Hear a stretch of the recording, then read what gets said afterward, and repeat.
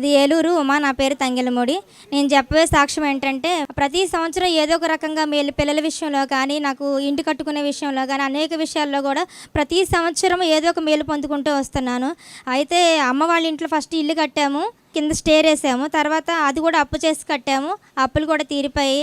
తర్వాత అమ్మ వాళ్ళు వేంపడిలో ఉంటారు, వాళ్ళు కూడా ఇలాగే అప్పులు చేసి కట్టుకున్నారు, అది తీరిపోయాయి. తర్వాత ఏలూరులో 5 స్టేర్ మొదలు పెట్టామండి, అది కూడా 2 స్టేర్లు వేసాము, మొత్తం 3 స్టేర్లు బిల్డింగ్ అండి. దానికి కొంచెం అమౌంట్ అప్పు చేసాము బాగా. చిన్నప్పటి నుంచి నాకు అమ్మ బంగారం అది చేయించారండి. ఆ బంగారం చేయిస్తే ఈ అప్పులకి వడ్డీలు బాగా తీసుకొచ్చామండి, వడ్డీలు ఎక్కువైపోతున్నాయి అని చెప్పేసి ఆ బంగారం అమ్మేద్దామని నిర్ణయించుకొని ఇక్కడికి వచ్చామండి. పోయిన నెలలో వస్తే, అన్నయ్య గారు మీరు కోల్పోయిన బంగారాన్ని మళ్ళీ కొనుక్కుంటారు, మీరు ఏం బాధపడకండి అయ్యి అని చెప్పారండి. చెప్తే నేను దేవుడా బంగారం కొనుక్కుంటారంటున్నారు, కానీ నేను ఈ నెలలో అమ్మేస్తానని వచ్చాను, మరి నాకు నువ్వేం చేస్తావో నాకు తెలియదు అని చెప్పేసి నేను ప్రార్థన చేసుకుంటా ఉన్నామండి.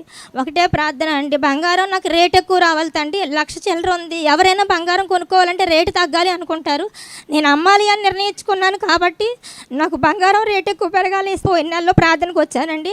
1,12,000, 11,000, 13,000 ఉన్నదండి. మంగళవారం ప్రార్థనకు వచ్చాను, బుధవారం అమ్మడానికి నిర్ణయించుకొని బ్యాంక్కి వెళ్ళి కనుక్కుంటండి 1,17,000 ఉందండి. మాకు 30 కాసుల వరకు ఉందండి. మొత్తం అమ్మేస్తామేమో అనుకున్నాము, కానీ దేవుడు 15 కాసులే అమ్మేటట్లు చేశారండి.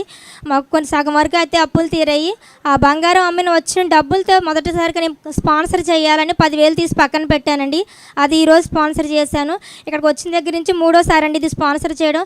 నేను కోల్పోయినన్ని రెట్టింపుగా దేవుడు నాకు ఇస్తారని నమ్మకంతో నేను స్పాన్సర్ చేసి వెళ్తున్నాను.